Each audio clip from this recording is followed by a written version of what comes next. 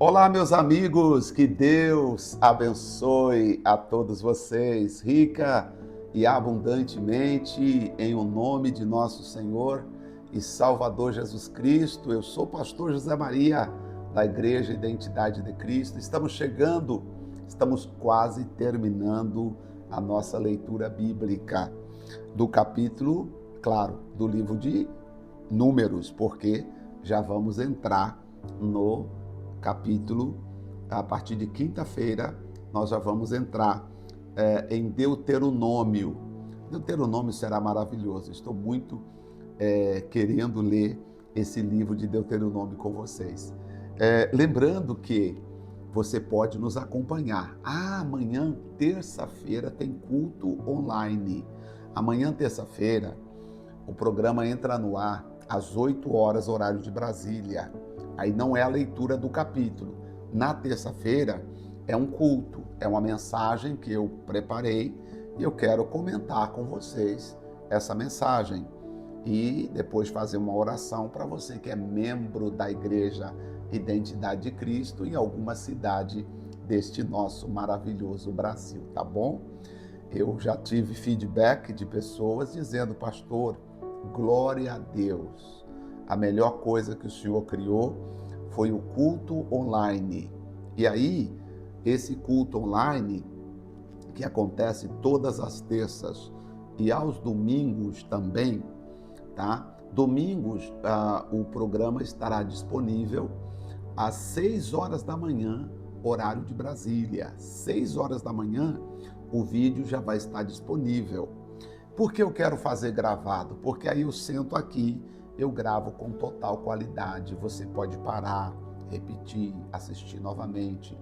E aí você assistindo, tanto na terça-feira quanto no domingo, você não precisa, se você mora numa outra cidade, se considera membro da Igreja Identidade de Cristo, você não precisa ir noutra igreja física. Não precisa, porque você é membro aqui da nossa igreja, tá bom? Você é membro da nossa igreja, tá certo? Membro da Igreja Identidade de Cristo. Em breve, nós vamos ter um aplicativo, eu vou lhe falar de um aplicativo que vai ser muito interessante você ter acesso a esse aplicativo da igreja para você poder, divulgar, ver as divulgações, entrar, se cadastrar como membro, interagir conosco. Vai ser muito legal esse aplicativo nosso da Igreja Identidade de Cristo. Vamos ler então o capítulo 35 do livro de Números. Diz assim: E falou o Senhor a Moisés nas campinas de Moabe, junto ao Jordão, na direção de Jericó. Agora eles já estão indo para Jericó. Dá ordem aos filhos de Israel que, da herança da sua possessão, tá? Do que cada um herdou, eles deem a cidade aos levitas em que habitem, e também aos levitas dareis arrebaldes ao redor dessas cidades. Aos levitas darei arrebaldes. O que significa arrebaldes? Só para você ver aqui a importância que eu quero trazer para vocês aqui, essa comparação aqui da Bíblia. Esses arrebaldes seria lugares para que eles pudessem colocar os rebanhos, né, para habitar, e pastagem para o seu gado, tá? Dê a eles as terras e também dão a eles aos arredores, né, para que eles possam ter os seus gados pastando, né, para que eles possam sustentar os seus animais, né? O que mais? E aí, o Senhor disse também a eles, e estas terras ou estas cidades para habitá-las, porém, os seus arredores ou os seus arrebaldes, né? Tá? As cidades serão para a moradia dos levitas e as terras ao redor servirão de pasto para o seu gado. Desde o muro da cidade para fora serão de 1000 côvados. Conta aí a direção mais ou menos meça aí 900 metros fora do muro da cidade, serão essa terra, esse espaço serão dos levitas. Os levitas terão essa prioridade, né? Estar nesse lugar, tá? No oeste e norte, com a cidade no centro. Essa será a área de pastagem dos levitas, dos animais dos levitas. E de fora da cidade, do lado do oriente, medireis 2.000 côvados, e do lado do sul, 2.000 côvados, e do lado do ocidente, medireis mais 1.000 côvados, tá? E assim vocês vão dividindo para que eles possam ter pastagem para os seus animais. 6 das cidades que vocês derem aos levitas serão cidades de refúgio, para onde uma pessoa que tiver matado alguém, acidentalmente, ela possa fugir e ficar salva. Além disso, dei eles 42 cidades. No total, vocês darão aos levitas 48 cidades com pastagens para os seus animais ao redor. As cidades virão da herança dos israelitas. As tribos maiores darão mais cidades aos levitas, enquanto as tribos menores darão menos cidades. Cada tribo entregará uma propriedade aos levitas conforme a sua proporcionalidade ao tamanho do território que receber. O Senhor disse mais a Moisés: dê aos seguintes instruções ao povo de Israel: quando atravessarem o Jordão para entrarem na terra de Canaã, escolham cidade de refúgio para onde uma pessoa que tiver matado alguém acidentalmente possa fugir. Interessante, né? Chamada cidade de refúgio. Você vai lendo aqui, eu estou falando aqui também, versículo 9, 11, vai falar exatamente: fazer com que estejam na cidade de refúgio, para que ali possa acolher o homicida que ferir alguma pessoa, alguma alma por engano. Estas cidades serão lugares de proteção contra os parentes da vítima que quiserem vingar a sua morte. A pessoa que tirou a vida de alguém não será executada antes de ser julgada pela comunidade de Israel. Então, olha só que interessante. A pessoa acidentalmente matou alguém. Bom, ele disse que foi acidentalmente. Então, o que ele faz? Ele corre para a cidade de refúgio. Os parentes dessa vítima não poderiam entrar lá e matar essa pessoa. Teria que esperar o julgamento dela. Interessante, né? Escolham para si 6 cidades de refúgio.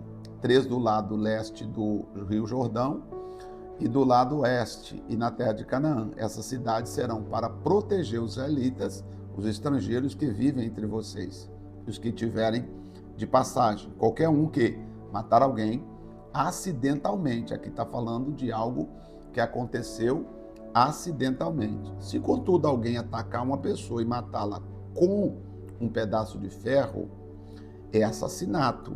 E o assassinato deverá ser executado. Aí Deus está dizendo assim: não, peraí.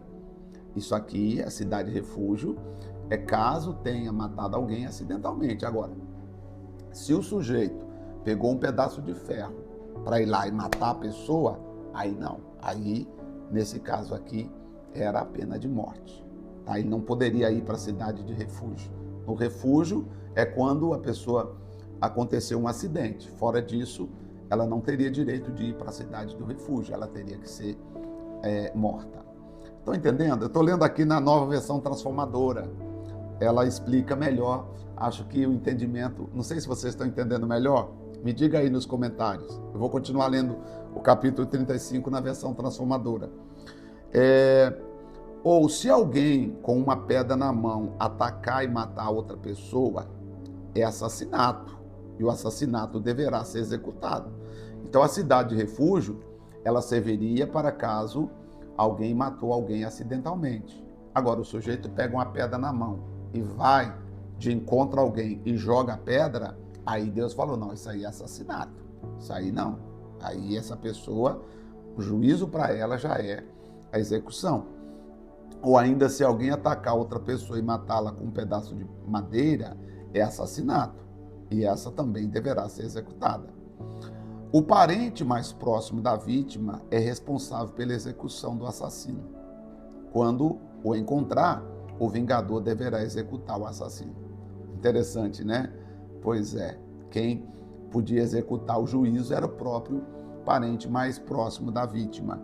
Portanto, se alguém odeia a outra pessoa e ficar à espreita dela, né? Olha outro caso aqui.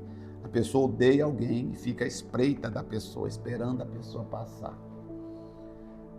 E a empurrar e a julgar contra um objeto perigoso e ela morrer, ou se alguém odeia uma pessoa e a fere com as mãos e ela morrer, é assassinato.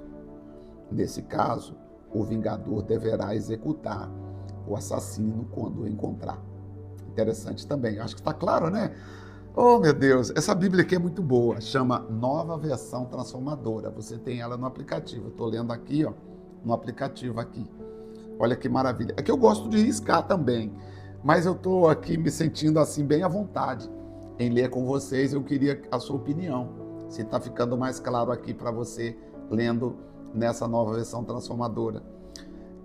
Se contudo alguém empurrar outra pessoa sem ter demonstrado anteriormente nenhuma hostilidade ou julgar algo que acerte a pessoa acidentalmente ou sem intenção e deixar cair sobre ela uma pedra grande, embora não fossem inimigos e a outra pessoa morrer, a comunidade usará as seguintes normas para julgar entre o acusado e o vingador.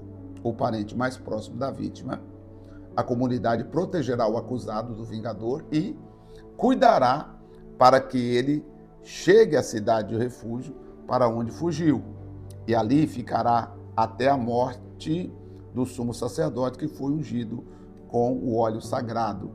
Porque se ele saísse da cidade de refúgio, ele seria morto. Poxa, de repente foi acidentalmente, mas ele poderia ter vigiado e não vigiou, essa é a verdade. Então, ele vai acabar ele tem que ficar nessa cidade de refúgio até que o sacerdote morra, senão, se ele sair de lá, ele vai ser morto. Veja o versículo 26. Se, contudo, o acusado sair alguma vez dos limites da cidade de refúgio, e o vingador o encontrar fora da cidade e o executar, essa morte não será considerada assassinato.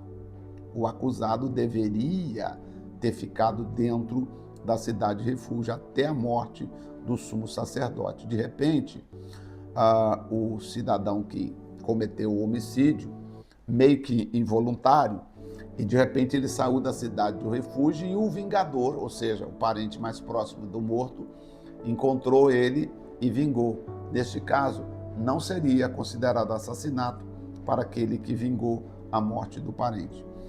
Essas são as prescrições legais a serem cumpridas de geração em geração, onde quer que morrerem.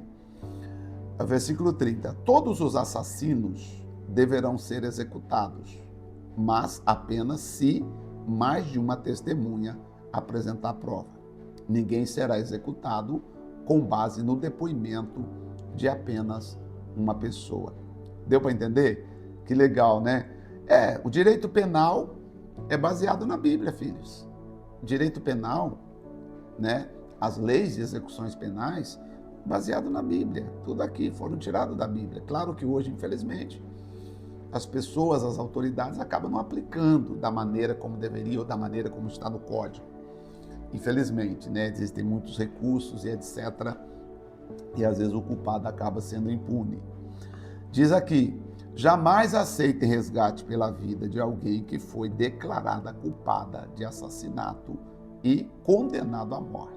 Os assassinos deverão sempre ser executados. A pessoa, mas ela foi culpada, mas ela vai pagar, ela vai fazer alguma coisa. Não. Deus falou, não aceite. Se a pessoa é culpada, por boca de mais de uma testemunha, de 2 testemunhas, então ela tem que ser executada. Jamais aceite resgate de alguém que fugiu para a cidade de refúgio, permitindo com isso que o acusado volte à sua propriedade antes da morte de um sacerdote também. Ele tem que esperar, fica lá até o sacerdote morrer. Essa medida garantirá que a terra em que vivem não seja contaminada, pois o assassinato contamina a terra. É o que está acontecendo no Brasil hoje, gente, muita morte. Olha o versículo 30, eu vou colocar até em vermelho aqui, porque é interessante, aqui está dizendo, ó, o assassinato contamina a terra. Essas mortes, morte de inocente, morte de pessoas que não deveriam ter sido mortas por maldade, a Bíblia está dizendo aqui, o assassinato contamina a terra, tá? Não contaminem a terra que é onde habita, pois eu mesmo habito ali. Eu sou o Senhor e habito entre o povo de Israel. Essas pessoas que hoje por aí vivem permitindo com que crimes bárbaros aconteçam e protegendo, essas pessoas serão julgadas pelo próprio Deus e vai acontecer coisas com essas pessoas no futuro, se não no juízo de Deus. O que vocês acharam da leitura que eu fiz aqui na Bíblia NVT, Nova Versão Transformadora? Gostaram? Ficou mais claro? Que bom. Comente aí nos comentários que eu vou ler depois, tá bom? Vamos então fazer uma oração. Senhor nosso Deus e nosso Pai, muito obrigado pela leitura da sua palavra e mais um dia nós estamos aqui agradecendo ao Senhor, louvando o Senhor e pedindo ao Senhor que continue nos abençoando, nos ajudando sempre, em nome do Pai, do Filho e do Espírito Santo. Ó Deus Santo, poderoso, grandioso é o teu nome, muito digno de ser louvado, ser exaltado para todo sempre. Amém. Glória a Deus. Então, louvado seja Deus. Bom, amanhã nós temos o culto online. E aí eu volto com o capítulo 36 para fecharmos o livro de Números na quarta-feira, tá bom? Deus abençoe, não perca. Lembrando que amanhã o culto online, gente, é às 20 horas, horário de Brasília. Deus te abençoe, um forte abraço e até lá.